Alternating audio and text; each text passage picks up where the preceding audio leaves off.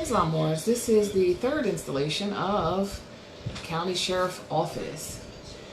The responsibilities and the duties of the County Sheriff's Handbook. We have to go through and complete that. Islam. So today is our live. We're going to go through that today. And right now I'm going to the website so I can find it. Asani, can you take that loudness somewhere? You're loud. It's loud. She just dropped her laptop. She just dropped her laptop. She just literally dropped the laptop on herself. Are you serious right now? I told you, put it on the table. Put it on the table. Islam. So we're going to do the third installation of the County Sheriff's Office, Islam Wars. I know y'all be missing me, and I'll be missing y'all, but I'll be so busy. So busy. So I'm going to try to get this done. I can't find my actual book. It's missing. It's somewhere around here, and I don't feel like looking for it. So I'm just going to go on the website to Erudite Lessons page. I'm going to go to the Erudite Lessons page, and I'm going to go to the civil. I think it's under civil. Nope, it's not under civil. It's most likely under Supreme Laws. Nope, it's not under there. I forgot where I put it.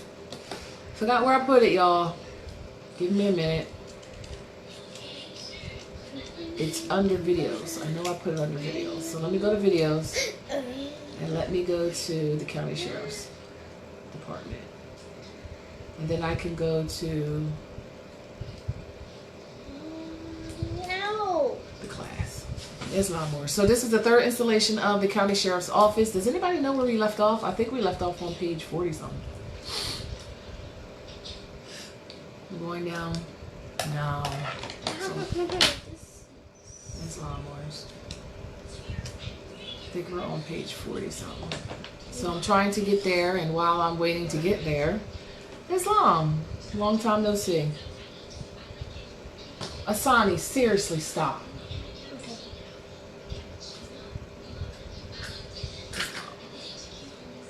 And Amor actually sent me a gift to that last week. He sent me the common law handbook for jurors, sheriffs, bailiffs, and justices.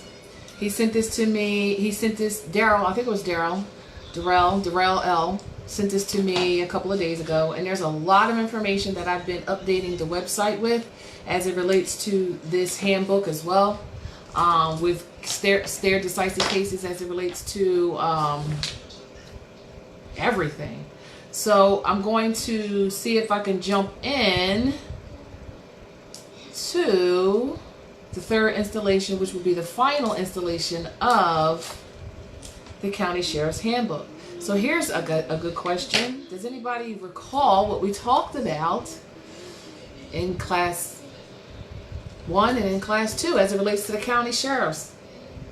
Their responsibility being the top law enforcement agency under the, and why they're the top force agency. They're constitutional, but do you think they act constitutionally? But then, you know, I always have to bring it back to Morris to realize that we first consented to the fraud by answering to those nom de guerre. So who started the fraud? Was it the Albions, or were they just profiting off of our ignorance, as well as consenting to everything we asked for, right? So I always tell Morris, you know, we have to kind of look within a lot of times as it relates to everything. So I'm trying to get to a good page. I think it was 33. Was it 33 page? Was it page 33 that we left off on? Not necessarily sure. So I'm trying to get down there to you guys, Morris. So give me a second. I'm probably going to jump in at religion and law and government. Do we want to jump there? I'm not sure. No God, no liberty. No God, no liberty. No, we don't want to jump there. We want to go down a little further, because a lot of this information is redundant. The Constitution for the United States, page 37. I think that's a good start. Islam. Preamble. We the people of the United States. Overstand Moors, you are the people of the United States. The Moors are the people of the United States. Right? The people of the United States. The people, the sovereigns who established this corporate contract for everyone else. Islam. To form a more perfect union, establish justice, ensure domestic tranquility, provide for the common defense, promote the general welfare, and secure the blessings of liberties to ourselves and our posterity, do ordain and establish this Constitution for the United States of America. So it's the people establishing this federal government of the de jure sovereign states, right? We're actually having a class on Tuesdays, and we're going over the Constitution for the United States of America. The Constitution for the United States of America. That's on Tuesday, because people don't understand the power of that lawful document, who are the parties within it, as well as what are the responsibilities of all those operating here at Northwestern Excellence. Islam? You know who to ask.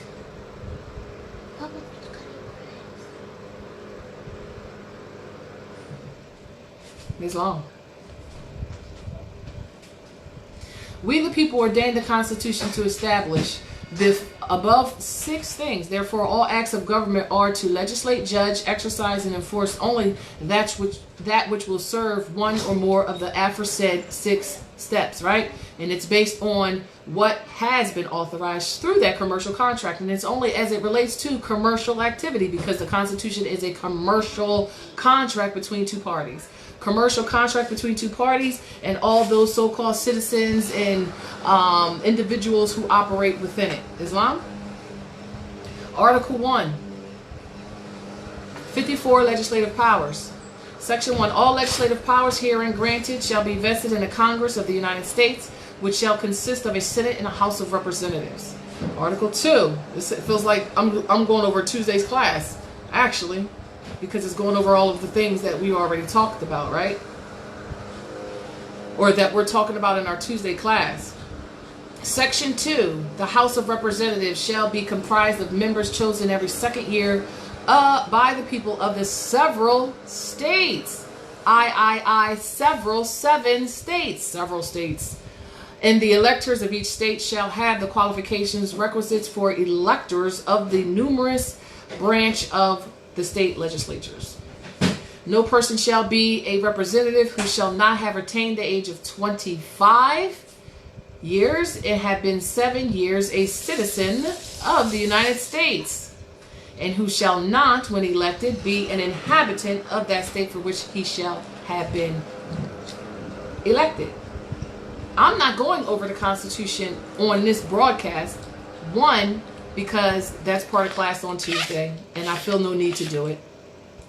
Again, please tap into that class. This is going over the different aspects of the Constitution. Why is it going over in detail the Constitution? Not necessarily sure, but these individuals, because they're elected officials, and because they were elected by the people, and the Constitution for the United States of America is that commercial contract that they have to make sure their all business being done for the particular counties are in line with the Constitution. So it makes a whole lot of sense that they outline the responsibilities of all parties of that Constitution. Islam. And when we talk about the Constitution, we're talking about the original organic Constitution, not the corporate Constitution of the United States. We're talking about the de jure Constitution for the United States of America. Islam. I was like, because the realities are the sovereigns, the Moors, the heirs to this estate never gave the Albions the lawful. We never allowed them to establish a corporation styled as the de jure government. We never gave them the authority to do that, and the Constitution validates that in the Constitution, and we will go over that in that class.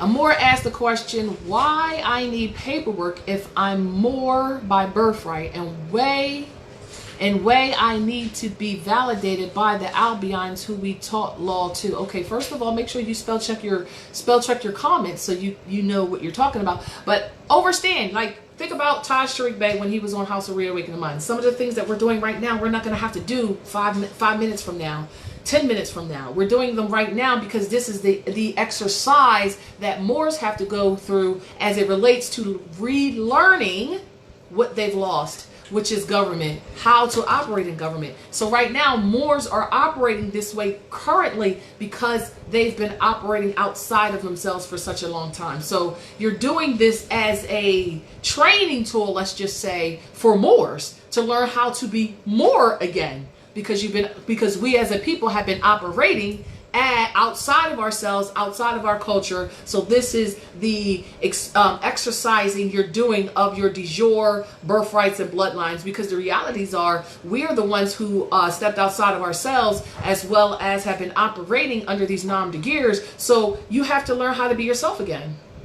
And learning how to be yourself again is studying, as well as putting in these lawful processes that we're doing as a nation, Islam. So you're doing the declaration and nationality, not necessarily for the Albions, because they know who you are. We're the ones who forgot who we were and started operating outside of ourselves because of the so-called benefits that were presumed we were receiving from this fictitious corporation that's styled as the de jure government, which was you, which is me. Islam. I was like, so the United States is the Moors. The United States are the Moors, and you know that through learning, gaining knowledge as to how to operate and how to read and interpret the things that you're reading. And if you read the preamble, which we're not going to go over today, we're going over this in class on Tuesday nights. Tuesday night class is Consul Commission classes for the entire empire, because all Moors operating need to know how to operate fiduciously, as well as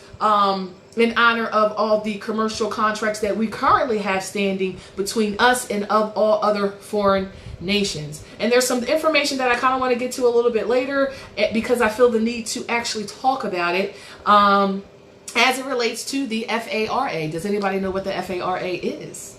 And we'll talk about that, so please don't let me forget while I go over the last segment, the last leg of the County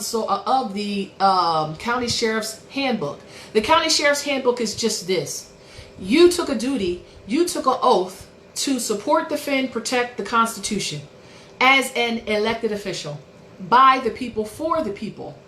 The sheriffs, as well as any deputy operating underneath the office of the sheriff, has a duty to the people first before any other so-called commercial contracts that they have. It is the commercial contract that gave them the authority to operate within the Moroccan Empire. Islam, it's a commercial agreement as it relates to commerce. It's not supposed to be, it was never meant as a way to control the liberties of the people, which is why the preamble talks about in the preamble why it was established, its purpose, its mission. The preamble is the mission for that commercial contract, so we don't have any disagreements, so we don't have any issues, and if we do have issues, we are to hold them to the law, to the supreme laws of the land, which is the Constitution and any other binding bilateral convention agreements, i.e. treaties between nations. Islam.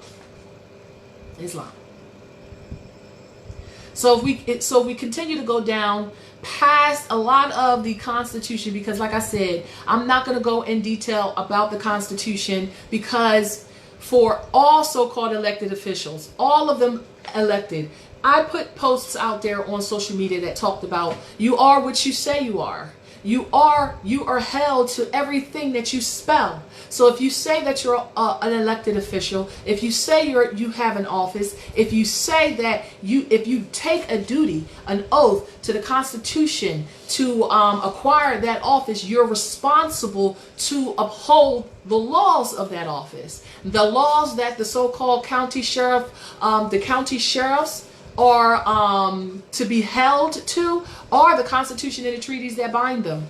Now understand that the Constitution and the treaties that bind them is the supreme laws of the land. So they should not be consenting to, they should not be, what's the word that I'm looking for? They should be looking at these warrants, at these so-called summons, at these so-called these so-called eviction orders and different things that their corporate body politic authorizes. And overstanding, when you're talking about a Moorish American national, now you're talking about treaty and constitution, because the realities are there is a such thing as the so-called corporate United States, which has no jurisdiction at all territorially, and then you have the de jure constitution, which is everybody is held to, regardless of if you know it or not. Islam. Now, there was a document that I had that now all of a sudden is missing, and I'm going to have to probably pull it up again, just like this document on the website.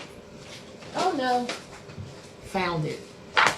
Because there's a lot of things. One of the things that I want to talk about, and like I said, everything that I'm talking to you about is going to be on the website. All the ammunition you need is on the website. But before you start operating in your nobility mores, get grounded in some of the fundamentals that you need to be grounded in, which is the supreme laws, because that is here to support you. It is your beacon light. Islam. I was like, so pretty much in this county sheriff's handbook, they give you all of the 7 articles of the Constitution. Why do they give you, county sheriffs, all of the 7 articles, as well as the 10 Bill of Rights amendments? Actually, they go further to give you all the way up to, we got 20, we got 21, we got 22, 23, 24, 25, 26, 27. We got 27 Bill of Rights. There's only 10. Everything, I bet you everything else can be found in the original 10 Bill of Rights, because nothing that's outside of the 10 Bill of Rights, as well as the 7 articles of the Constitution, is withstanding, because the de jure government ceased operating because of the Civil War. The de jure government, which was the Moroccan government, ceased operating because of the Civil War. The Civil War that started in 1861, 62-ish, and ended pretty much around the 65, which is and then maybe like 5 years later, the corporate de facto United States Service Corporation was established, which is not de jure, which has no authority or standing as it relates to anything that they do. They don't have the authority to make laws, because they're not the sovereigns, and Moors have to understand the difference. None of these individuals operating as if they're Congress, as if they're senators, as if they're House of Representatives, because they don't have the status or the authority to do so from the Moors. Islam, the commercial contract that we have established, which is the Constitution for the United States of America, with all supporting treaties that were enacted before, all standing treaties that were enacted before 1861 are positive law. Everything else is de facto. Everything else is a private contract that you are entering into with a private for-profit corporation, a foreign entity. The FARA talks about that. Does anybody know what the FARA talks about? Now, they have 27 amendments. There's only 10, y'all. So 11 through 27 are private commercial contracts that have nothing to do with the Constitution. They're private. Islam. So if you if you enter into those private contracts, you're doing it for not because you have the Constitution and the treaties between nations to support you, Islam. So you don't have to create anything new. You just got to stand on the stuff that's already been here that you have not been aware of, Islam. So then it talks about the Declaration of Independence. We already know what the Declaration of Independence. I'm not going over these things individually within this sheriff's handbook, because every sheriff, before they take an oath of office, should already know what these documents are. How can you take an oath how can you enter into a contract, which is with an oath and an affirmation is, you're affirming and you're testifying that in order to hold this seat, in order to hold this office, you're going to abide by the supreme laws that that established that office. So that office was established, and these were the laws that held it together. Islam. So you can't sit here and operate as if you are a particular thing or you represent a particular people when you don't. Islam. Because when you think about all these fake evictions, all these fake foreclosures, all these fake decrees that are being handed down by these administrative clerks, the law says that you are an administrative clerk. The fact that you are upholding what? Statutes against the favored Constitution lets you know that you're a Gnaeus Prius court. A Gnaeus Prius court is a court that holds statutes above the law. They're Gnaeus Prius courts. Courts of consent. Right? And what are some of the stare decisis cases that talk about that? The state, it's Hurtado versus the people of the state of California, talks about, this is all on the website under the erudite lessons under stare decisis res judicata cases. The state cannot diminish rights of the people. What rights do you have? Well, all the rights that you said that they can't obstruct, right? The article, but keep in mind, Moors, when we're talking about the Constitution for the United States of America, we're talking about commercial, civil, right? So what's the only thing you can be criminally held for? Only thing that any national can be held for, to answer to, criminally. I'll open that up to the floor. The assertion, Davis versus Weisler?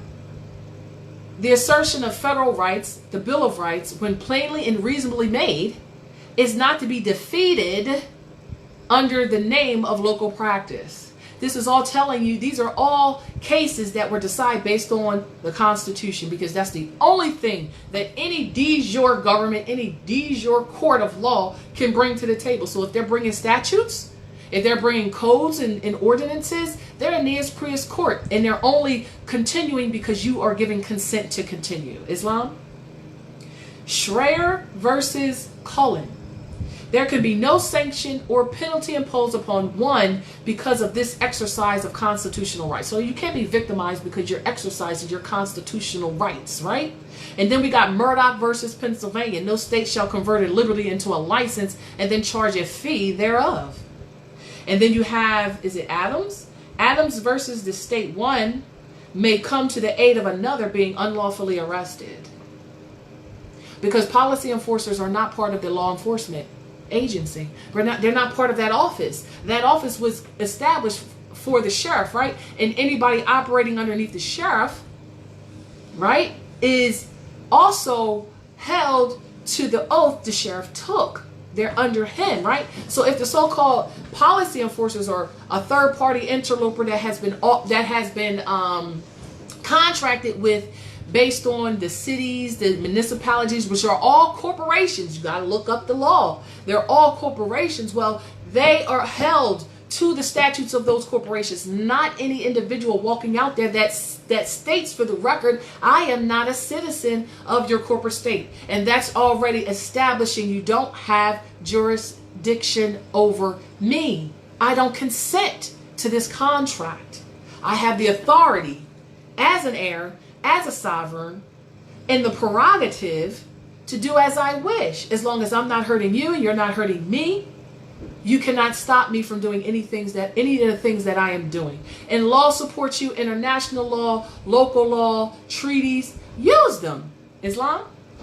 I was like, so there's one, Miranda versus Arizona. That's a famous one, where rights are secured by the Constitution are involved, whereby the Constitution are involved, there can be no rules making or legislation which would abrogate them.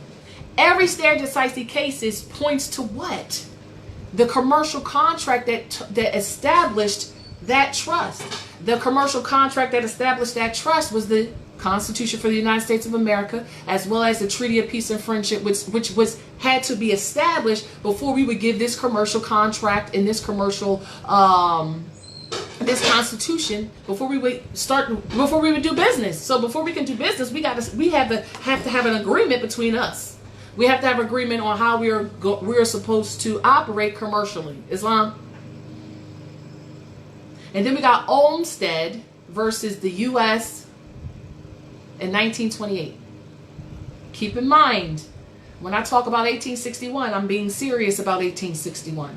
Anything that goes against the Constitution is notwithstanding. Anything that goes against the Constitution that the so-called states establish, and we're talking corporate. Now, when we talk corporate, we're calling it a for-profit corporation. They're not a state. They styled their corporation so they could confuse the Moors into complying to this corporation by calling it a government, which it's not. It's a for-profit corporation. Even the popes of Rome told you that in his, General Civil's Orders letters, the Modo Proprio. I always say that wrong. They already told you. They told you what they are.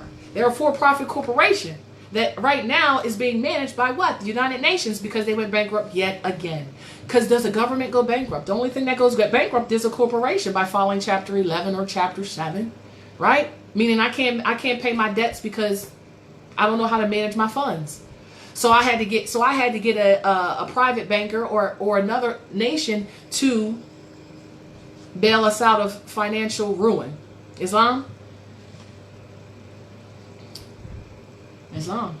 I need to stop doing that with my eyes. I know, isn't that kind of weird? And then I was looking up a different one, which was, it's hot in here.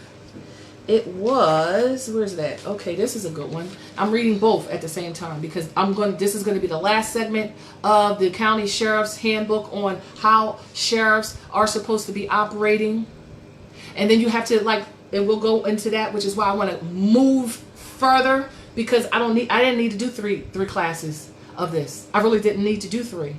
I only did 3 because there were 60 pages, but most of those pages is the Constitution and the what's the other one?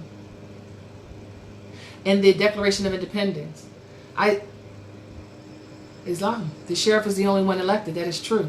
He is elected to administer his office. So he has an office where he can employ individuals below him, but he's only extending that department, right? So everybody that's operating under the so-called sheriff is tied to that sheriff's bond. That sheriff's bond, which is that sheriff's oath, which is to support and defend the Constitution. So by their own employment contract, which is an indentured service agreement, is to said that I'm going to be working under this sheriff. And because the sheriff's office he pledged his oath and allegiance to the Constitution for the United States of America, everybody automatically underneath him made the same pledge by being employed under that office automatically. Islam? I was like, so Moors have to understand that when these individuals get contract in to be the indentured servants under those employment contracts, they are tied to what established or what gave that office authority or that corporation authority. And the United States of America is a for-profit corporation. It was only allowed to exist based on the Supreme Constitution, which is the Constitution for the United States of America.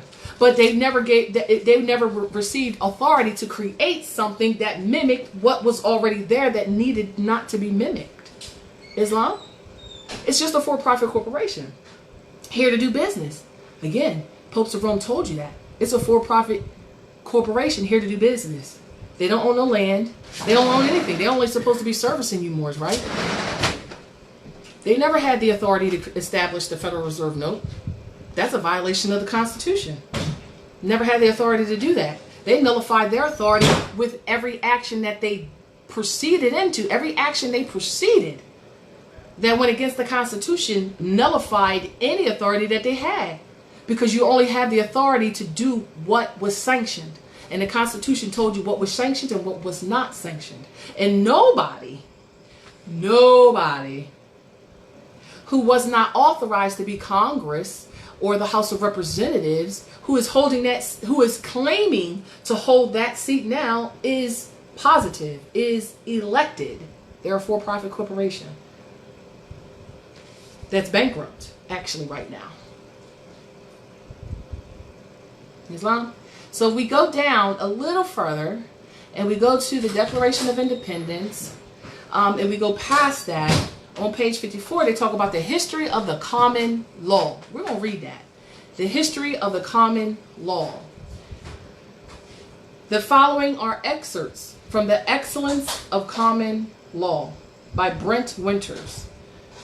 And then they tell you where you can find it. I don't like to quote all this stuff because they're only regurgitating what's already here. You know, when you sit here and reference certain sources, the original source is the actual law. Everybody's just piggybacking off of what's already here, what's already been sanctioned, right? So we in America have escaped the fascination of totalitarianism because we have in our tradition other elements. The refusal of the Hebrews to confuse God with the world.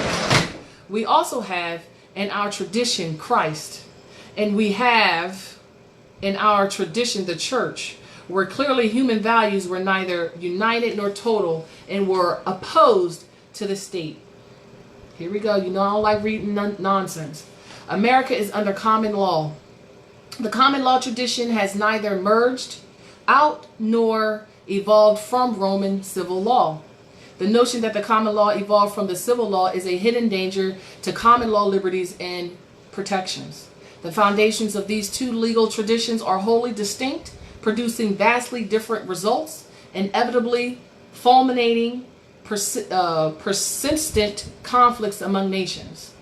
The common law traces its roots as far back as the Anglo-Saxon tribe. Beyond these tribes, evidence can be scant, rendering traces of the common law's ancient principles difficult. Israel was the first common law nation.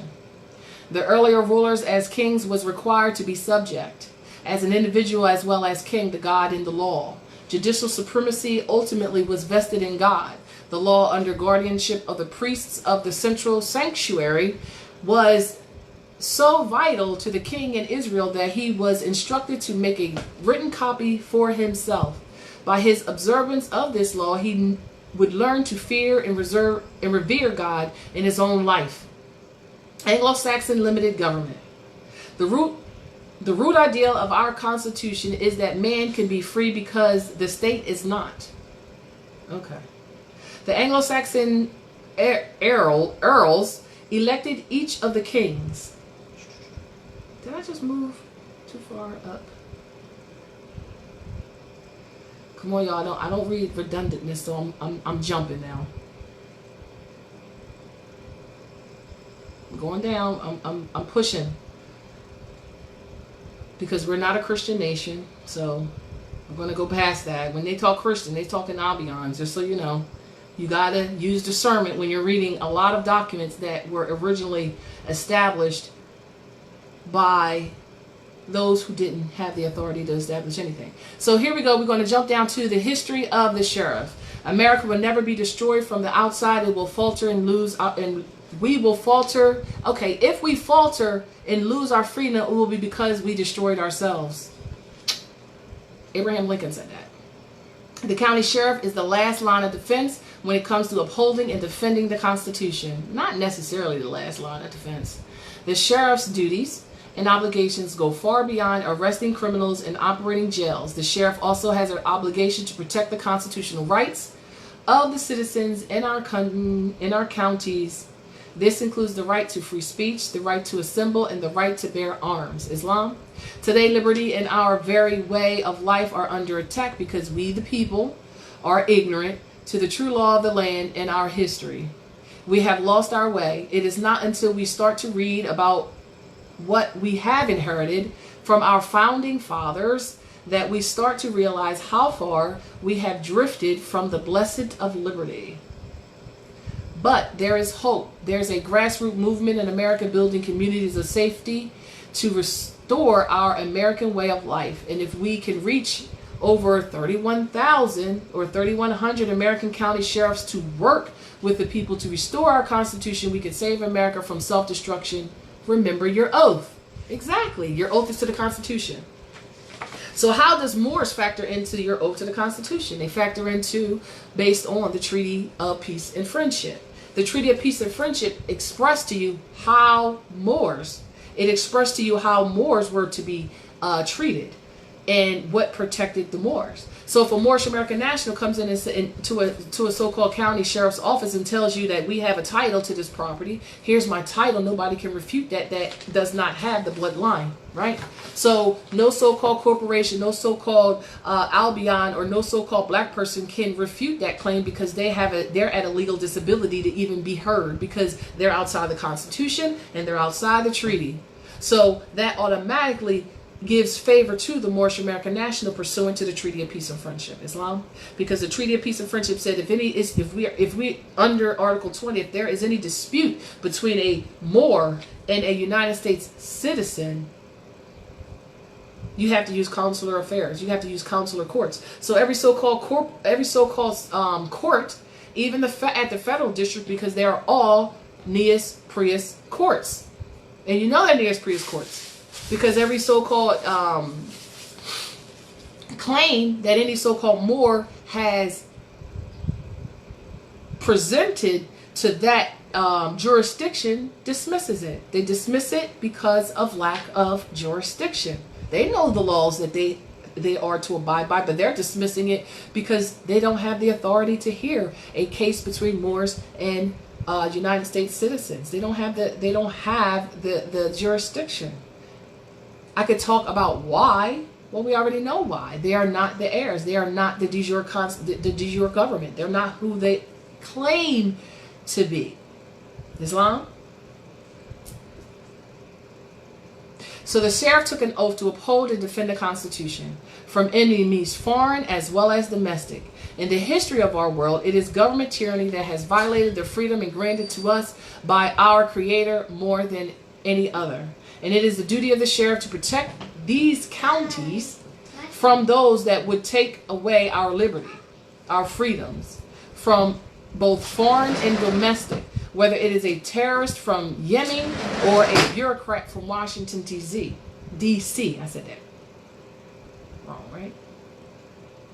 While most people in America recognize the sheriff as the chief law enforcement officer for the county, they would be surprised to know that the office of sheriff has a proud history that spans well over 1,000 years, from the early Middle Ages to our high-tech era. Islam, the beginning of the Middle Ages. Do I want to read that? Do y'all want me to read that? I guess I could. More than 1,300 years ago in England, small groups of Anglo-Saxons lived in rural communities similar to modern-day towns. Often at war, they decided to better organize themselves for defense in harmony. Sometime before the year of 700, they formed a system of local self-government based on groups of 10. Each of these towns divided into groups of 10 families called tithings. Each tithing elected a leader called a tithing man. The next level of government was a group of 10 tithings, or 100 families, and this group elected its own chief. The Anglo-Saxon word for chief was Grapha, later shortened to Reeve. During the next 2 centuries, groups of hundreds banded together to form a new, higher unit of government called the Shire. That's another word for county, y'all. Just like how you see in Lord of the Rings, the Shire, it's called county. The Shire was the forerunner of the modern county. Each Shire had a chief as well, and the more powerful official became known as Shire-reef. Shire-reef. The word Shire-reef became the modern word for Sharif, the chief of the county. The Sheriff, or the Shire-reef, maintained law and order within his own county with the assistance of the citizens. So the citizens were a part of that activity. When the sheriff sounded the hue and cry that a criminal was at large, anyone who heard the alarm was responsible for bringing the criminal to justice. This principle of citizen participation survived today in the procedure known as posse comitatus. Posse comitatus. And the civil the General Civil Orders talks about that as well. The General Civil Orders Popes talks about you have the ability. This is why all Moorish establishments all over the world are establishing sharifs, peace officers. And that is the absolute title for it because only a sovereign can establish that office. The sovereign, which is the people are sovereign. They're giving that authority to one or a number of individuals to protect the interests the interests of the people, right? So right now you have a lot of Moorish organizations, a lot of Moorish governments establishing Sharif peace officers to protect the shire, the so-called county, the so-called clan, which are families, clans, tribes. You have the prerogative to establish these because you are the heirs, right? I saw a court case that talked about this, and I did post this several weeks ago. I don't know how many weeks ago it was, but it was a little while ago, right? I was like, so you have the prerogative to do that, and you didn't need the Pope telling you this. You have it. It is your right as heirs, as the sovereigns of this nation, to protect and defend you and me and us together united. So if the so-called sheriffs or sheriffs of the counties are not going to uphold their responsibilities, this is why I tell Moors all over the country, you have to lean them in their corporate capacity, because guess what happened when they corporatized those areas? They're foreign agents under the FARA. And why are none of these individuals being tracked? Why do none of these individuals have a foreign agent registration number? Why don't they have that? We're establishing that all individuals operating within the Moroccan Empire that is under foreign allegiance, meaning established through a foreign nation, you have to be registered as a foreign agent. And who your principals are, all of that information needs to be there. The question you have to ask yourself is, why doesn't the so-called Secretary of State, who was commissioned to make sure that all people operating here that have foreign allegiances to foreign nations be registered under that law? Well, we're going to establish that. And it's the Moors and the Moorish consulates and the Moorish governments that are going to be receiving that information, because right now that so-called for-profit corporation that was styled to provide the services that is so stipulated based on the Constitution have not been doing that. They're in breach of that, among other things. That's one of the reasons for the liens, the international liens that we place on them, because they're in violations of the FARA, because everybody who's operating here at Morocco or to have a foreign agent registration number. And when you request it and they don't have it, well, they don't have the authority to be operating here as a foreign under a foreign government. So who sanctioned their activity? So if they're foreign, who do they have their allegiance to? And if you're a foreign for-profit corporation, you don't have the authority to hold court. You're in breach. We're going to talk about that in a second. The office grows. English government eventually became more centralized under the power of a single ruler, the king. The king distributed huge tracts of land to noblemen who governed the land under the king's authority. The office of sheriff was no longer elected but appointed by the noblemen of the counties they controlled. In those areas not consigned to noblemen, the king appointed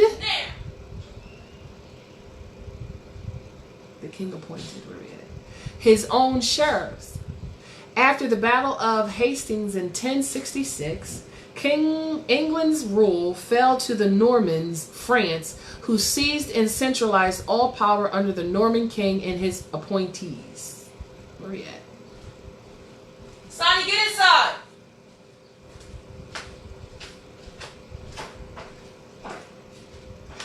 This dictatorial rule by a series of powerful kings became intolerable, and in 1215 an army of rebellious noblemen forced the despotic King John to sign the Magna Carta. Now, do we know any information as it relates to the Magna Carta? This important document restored a number of rights to the noblemen and guaranteed certain basic freedoms.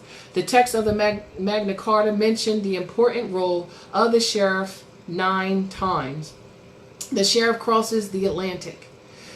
The first American counties were established in Virginia and recorded.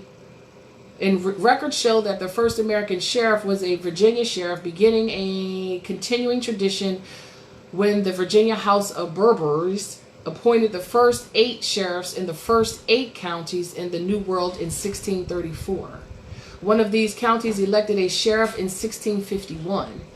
Most other county sheriffs were appointed just as the noblemen in medieval England.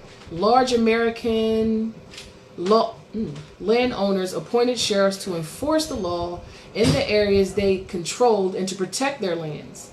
American sheriffs were not expected to pay extraordinary expenses. However, and some actually made money from their jobs. Throughout the 18th and 19th centuries, colonial and state legislatures assigned a broad range of responsibilities to the sheriff, which include the familiar role of law enforcement. Other duties were new, such as overseeing jails, houses of corrections, and workhouses. As Americans moved westward, so did the office of sheriff and the use of jails. Settlers desperately needed the sheriff to establish order in the lawless territories where power belonged to those with the fastest draw and the most accurate shot. They talk about the Wild Wild West, y'all. Most Western sheriffs, however, kept the peace by virtue of their authority. With a few exceptions, sheriffs resorted to firepower much less often than we have seen depicted in movies and TV. Yes, TV is a big way that they get you to think that they have all these mass weapons of mass destruction. It's to keep you in disobedience, or to keep you obedient because you think they're going to come. Anyway, the sheriffs today, there are over 3,100 counties in the United States, and almost every one of them has a sheriff except for Alaska. Some counties such as Denver, St. Louis, Richmond, and Baltimore have sheriffs as well. The office of sheriff is established either by the state constitution or by an act of the state legislature. There are only 3 states in which the sheriff is not elected by the voters. In Rhode Island, sheriffs are appointed by the governor. In Hawaii, deputy sheriffs serve in the Department of Public Safety's Sheriff's Division in Connecticut. There is really no such thing as typical sheriffs. Some sheriffs still have time to drop by the town call. Okay, I don't really need to read all that nonsense. I was like, so that's the end of that book. That's the end of the County Sheriff's Handbook. And it's just laying out what their responsibilities are. And their responsibilities are to uphold the Constitution for the United States of America. Islam.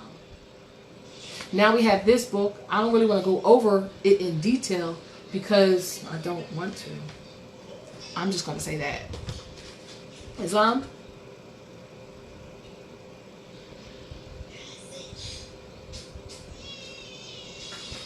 There was one thing I wanted to read in here, and I'm going to read it here. As to the construction, with reference to common law, an important canon of construction is that constitutions must be construed to reference the common law. The common law so permitted destruction of the abatement of nuisances by summary proceedings, and it was never supposed that a constitutional provision was intended to interfere with its established principles. And although there is no common law of the United States in a sense, you're right, of a national customary law as established from the common law of England adopted in several states, in interpreting the federal constitution, recourse may still be had to the aid of the common law of England. It is to be said that without reference to the common law, the language of the federal constitution could not be understood, because the constitution is based on what? Common law. And that's 16 American Jurisprudence, 2nd edition, section 114.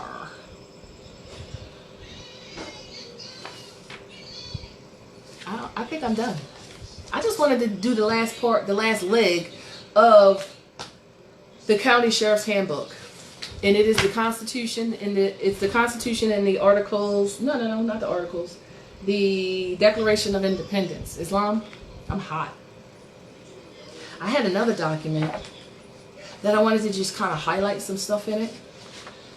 And it goes back into the FARA. Islam. But I don't know if I'm ready to talk about that, because I just wanted to do the end of the county sheriff's handbook. I just kind of wanted to do that. I wanted to end that segment because I was supposed to do it quite a few times. And I got under the weather, y'all. I got a headache and I couldn't. It's hot. It's really hot. So I had to kind of like fall back a little bit and get myself together. Any questions? I know I sprang this Facebook Live on y'all because I don't like to get interrupted. So I take it. This document is a good document. I want to read this, but I don't know.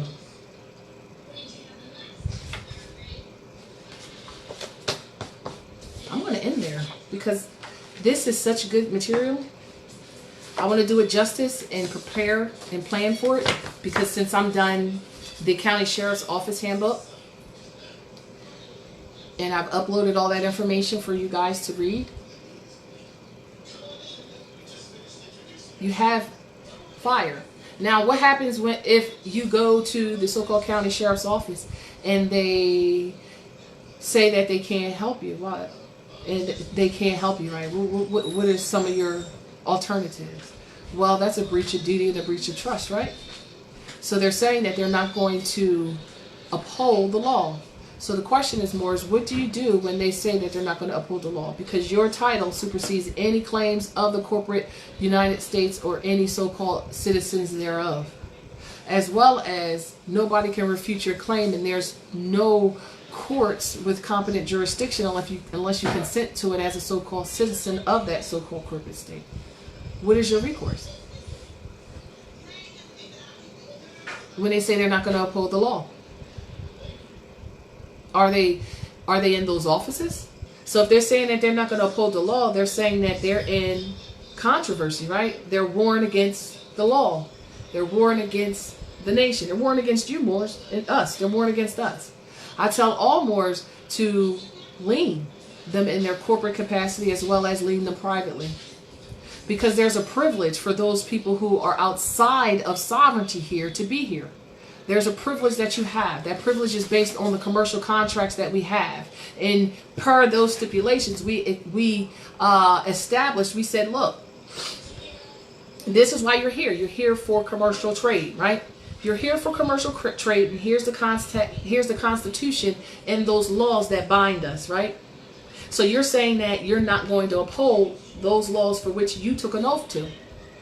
So why are you here? Why are you here? You're only authorized to do what you've been authorized to do. And that's based on the constitutional agreements that has been established, right? You said you took an oath to defend, support, and protect the Constitution from foreign and domestic usurpation. Let's say that for lack of a better way, right? And you're now saying that you're not going to do that, so you need to go home, right? That is the privilege to be here.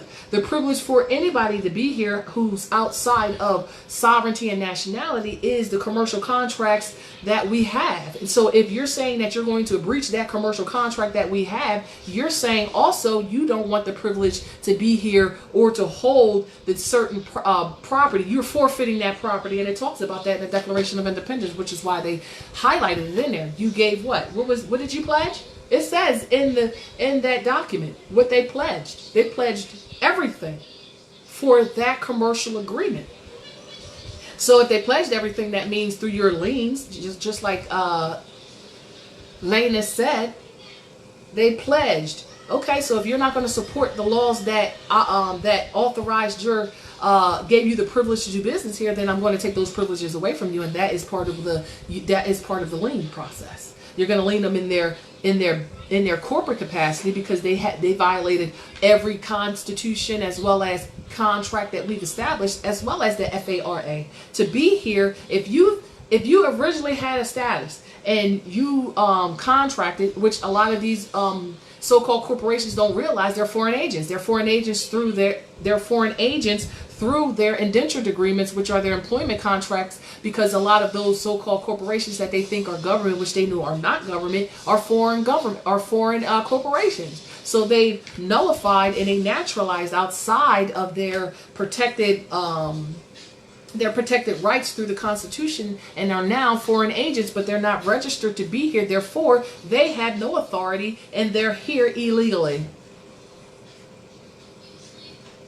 Because they have to have documentation from us sanctioning their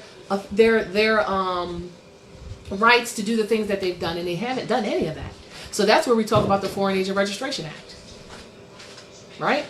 And we put that in our documents. And the foreign, I can read it. I'm going to read it because this is the next lawful command that's coming down from the Moorish American Consulate, that all foreign corporations that are operating here has to do the foreign agent registration automatically. And the Secretary of State was supposed to be making sure all of that was being done. And that's the FARA. They call it the FARA, Foreign Agent Registration Act, under the Department of Justice. And the question that you need to ask yourself is this positive or negative or private law, right? It was established in 1938. The Foreign Agent Registration Act was established on September the 6th, 1938. So that was the corporate United States, right? This was a condition to do business here. This was a condition to do business here, codified under Statutes at Large 52 Stat 631, right? Public Law 75-583. Islam. Is it in harmony with the Constitution for the United States of America? Is the Foreign Agents Registration Act in harmony with the Constitution for the United States of America? Absolutely it is. How? How is the Foreign Agent Registration Act, even though it was enacted in 1938, how is it public law? What made it public law? Because it's in harmony with the Constitution for the United States of America, because everybody operating within our borders is supposed to be registered. And they're supposed to be taking their allegiance to what? The commercial contract that sanctioned that authorized their being on our land and partaking in commercial trade, right? So if we want to sit here and talk about, like I said on Facebook a couple of days ago, I'm going to explain what I'm saying.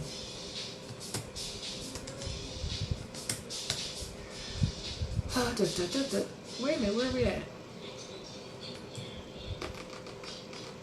Give me a second. I'm going to my page because I made some declarations out there, and I want to, oh goodness, and I want to explain them. Okay, let me see what I said so I know what I'm talking about. Islam. Give me a minute. I'm tying this in, so give me a minute. Bear with me, y'all. I'm trying to tie it into you. When you, I'm not going to do that one.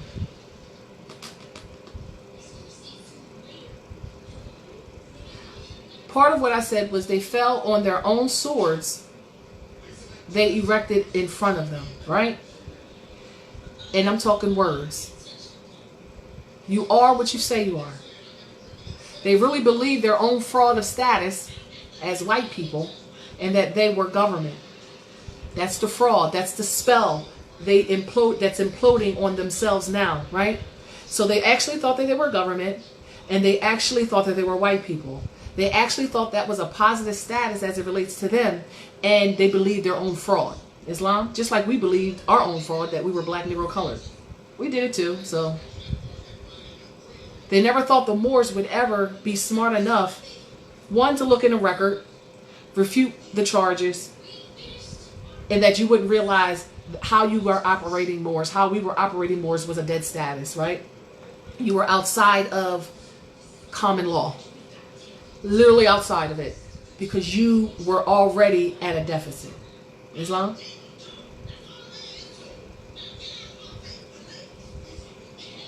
So I'm going to qualify what I'm saying. Moors. This is what I said. Do you not know they are not a court of record?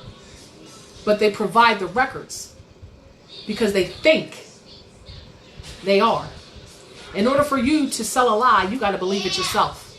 In order for you to sell a lie, you have to believe it yourself. You fall for your own tricks. You fall for your own fraud, right? They gave you all the information you needed to crucify them because of the presumptions that they put out there. The lie, the fraud. They have to act upon what they said that they were. They said they were a court of record, so they have to produce the record, right?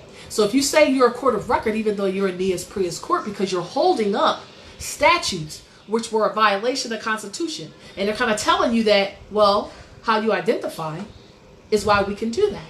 Because if you're sitting here answering to the nom de guerre, if you're answering to Negro, colored, black, citizen, and all these other things, you're agreeing to the fraud. So you're nullifying the law that supports you, which is the common law. So it's not on the table when dealing with you and this individual claiming to be a court of record, right? They're producing the record, but you're not refuting it. You're not, one, refuting what the claims that they're presuming are about you. Islam, you have to express it, right? Because we are what we think we are, and we are, and what we think we are, we express through our mouths, right? Are you with me? So, what am I saying? When you believe you're a court of record, you publish the records because of that presumption that you're a court of record. Because you said you're a court of record and you said you are part of the United States Constitution, you're held to that presumption. So based on that presumption, you said that you're a court of record and you said that you were a so-called judge. So you're held to the rules that govern judges, even though you're not. Do you understand what I'm saying, Morris? Based on that presumption, you put on the public platform, even though you're a Nias Prius court, you provide the evidence to crucify you and to cause the charge against you, right? That's why you have to refute, just like a Moor has to refute the presumptions about them. Just like just like how they've been identifying, they got to rescind all those contracts and say, no, I was in error. And you were at a legal disability to even be heard, and the realities are, just like they're imploding on what they say, you're imploding on what you say. That's why you need to rescind those things, Islam. And once you stand on the firm ground of nationality, law supports you because you're now supporting yourself.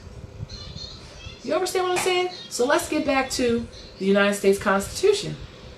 The United States Constitution, you said that you created the exact same thing as the de jure government. So because you had to mimic us, because we were operating outside of ourselves, so you kind of switched places, right? But you couldn't do so without our consent, right?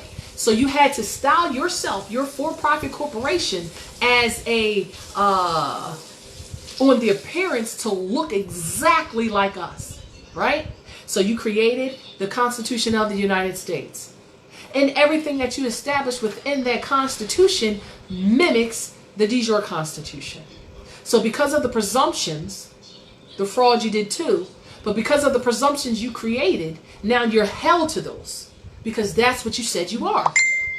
So because that's what you said you are, you have to operate within that way. So through the ignorance of the Moors, as well as the Albions operating as so-called white people, again, a fraud. Got to refute that fraud. You're not a white person. Islam? It's the sin. So when you sit here and say that you are this, you have to operate in that capacity. Because if you don't, and now the Moors all over the world are realizing you're a Nias Prius court. You're a Nias Prius court upholding something that has no validity and standing at law. And the Moors know that. Not only do they know that, they know they're the government. They've established and they've given the authority, and they can relinquish it and they can take it back as well through their own consent, because all law is established through the consent of the parties, right? But you have to be a party establishing that consent. Are y'all with me, or am I losing you? So when we talk about the FARA now, you have all these people who are operating outside themselves, employed as indentured servants to a foreign government, a foreign contract. They have nullified their status and standing de jurely. And you can't call Constitution and the common law when you're not even within that. You're outside of that. You have to realign yourself, repatriate back into the de jure government. Do y'all understand what I'm saying? So when we talk about the FARA, now we're talking about we have a whole bunch of individuals operating at Morocco with a void status. And those individuals operating as a so-called corporation are under the jurisdiction of the Moroccan Empire, subject to those laws, regardless of if you know it or not. And if I say, as the people, as the government, that I want all corporations operating here that have foreign allegiance to register, the Constitution supports that in every aspect of the Constitution. And we're going over that. We're going over the whole Constitution because that's a contract. We establish the law. And as long as it's already in harmony with what's already established, there's no error in that. So what does the Foreign Agent Registration Act? Now we're back there. Now we're back in law that has been supported. The question you need to ask yourself is, why haven't the Secretary of State been doing their job as it relates to getting this? Well, because they're a foreign for-profit corporation, and they, just like a lot of things that they were doing, were in breach of you because they established themselves to mimic you so they can cheat and hypothecate and usurp what's yours in mine. Islam? So a Foreign Agent Registration Act is a United States law passed in 1938 requiring that agents representing the interests of foreign powers in a political and quasi-political capacity disclose their relationship with the foreign government and information with related activities and financing. Does that make sense? Absolutely, it makes sense. We want to know what corporations have foreign allegiance to other governments and what those foreign allegiance are and how much money or finances they're making and how they're making it. The nationals get to see how these corporations are operating on their land so they can critique them, and if they want them to change some of their practices, or if some of their practices are in violations of the supreme laws of the land, well, they need to be sanctioned. That's part of what a lien is. It's a charge against the offense, the violation of the law. They're automatically charged for what? They're already in violation with the so-called Federal Reserve notes. That's one of the reasons why we've already linked them out of business. You were not authorized to establish any other forms of payment of debts. That was not your lawful authority to do. And the Constitution cannot be breached. Our ancestors made sure that it can't be breached. But if Moors sit there and don't know what they're talking about and don't understand that commercial contract and trust, we have issues. Right?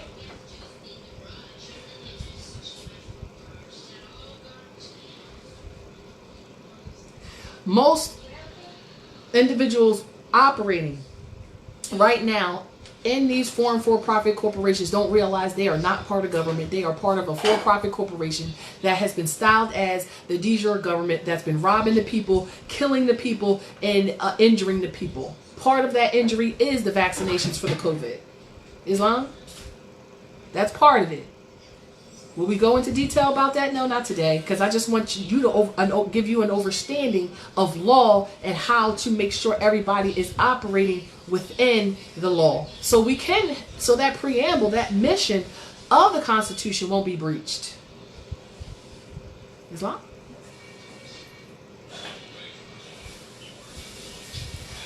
Disclosure of the required information facilitates evaluation by the government and the American people of the activities of such persons in light of their functions as foreign agents.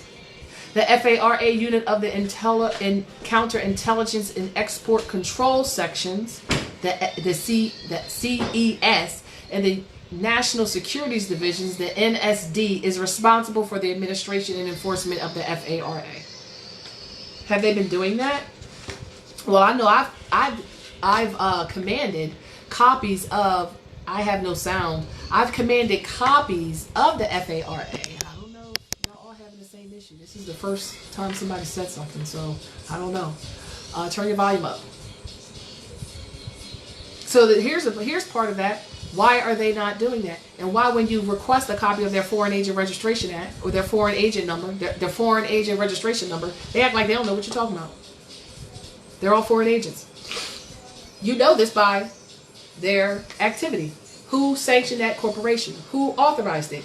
Go under the GMI utility. You see all these foreign corporations operating under these different fictitious corporations. They're foreign, right? So when you become an employee, you're under the jurisdiction of that so-called corporate state based on that commercial contract, that indentured agreement that you entered into. Regardless if you knowing that to be fact or not, doesn't stop it from being truth and you being held to that. So if you're not registered under the FARA, you're here illegally and operating illegally. You can lien every corporation operating at Morocco for that violation alone. Because if you have foreign allegiance and you've expatriated because you got this fictitious benefit under the so-called contract that you have with them, you're in violation, because the realities are they're not even giving you money. They're in violation of that. They've never paid you. Federal Reserve notes is not money. But I digress. There are no questions. We can end on that. I just wanted to briefly talk about the FARA and why most corporations operating here, if not majority of them, are foreign, have foreign allegiances to other foreign countries, and are not registered, and they're not operating with full disclosure.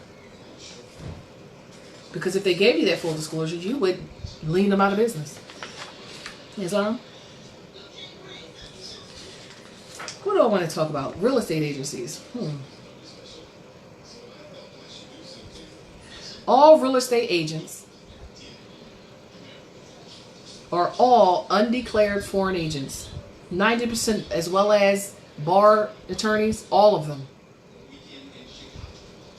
90% of these people have no clue that they're acting in any such capacity.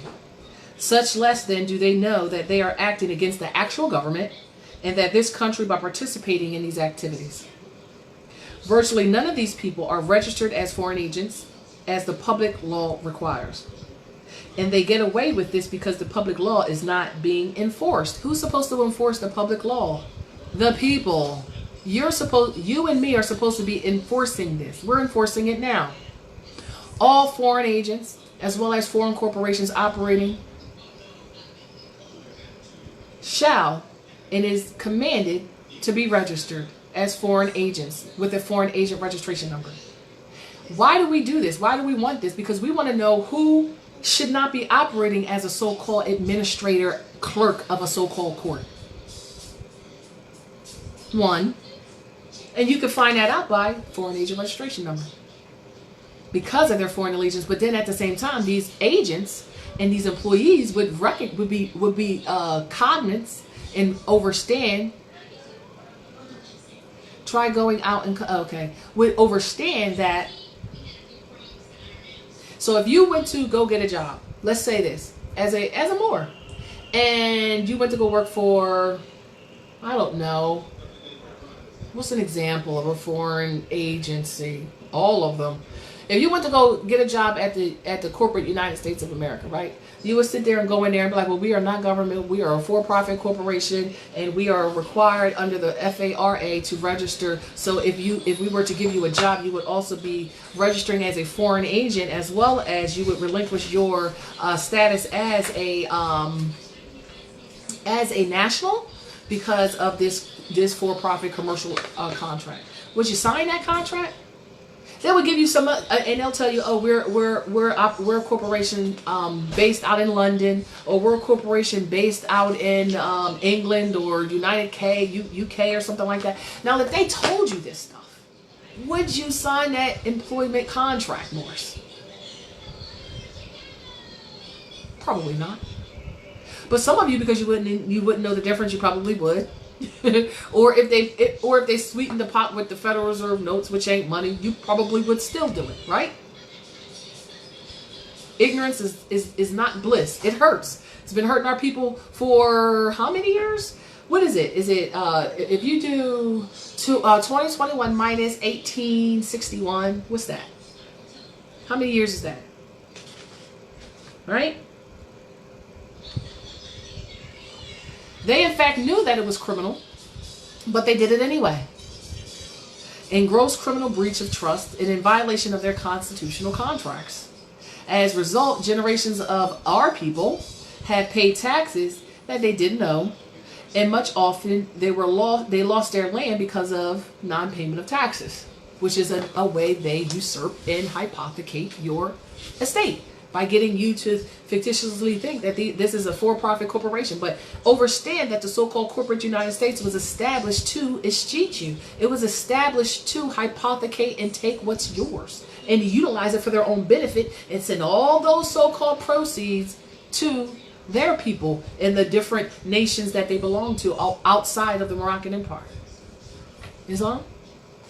So do you think we want corporations to be registered as foreign under the FARA? Absolutely we do. Because we need to know who is who and what is what. Right?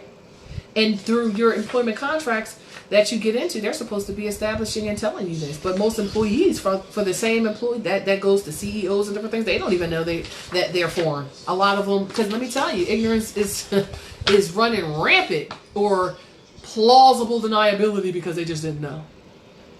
But I digress. I just wanted to share that little bit of information, that little bit of tidbit.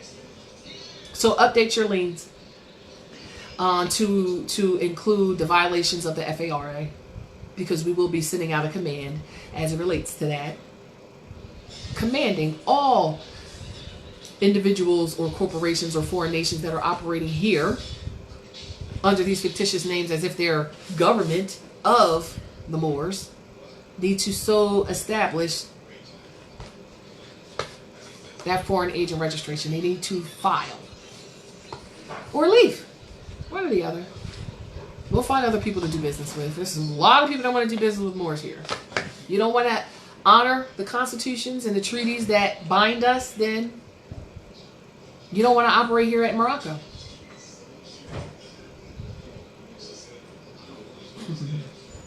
Islam Moors, Pax et Timor. That is the conclusion to County Sheriff's Office Handbook. That's the conclusion. If there are no questions, we will end this broadcast. And I'm going to wait 5 seconds before I end this broadcast. And I'm going to end it now. Pax et Timor.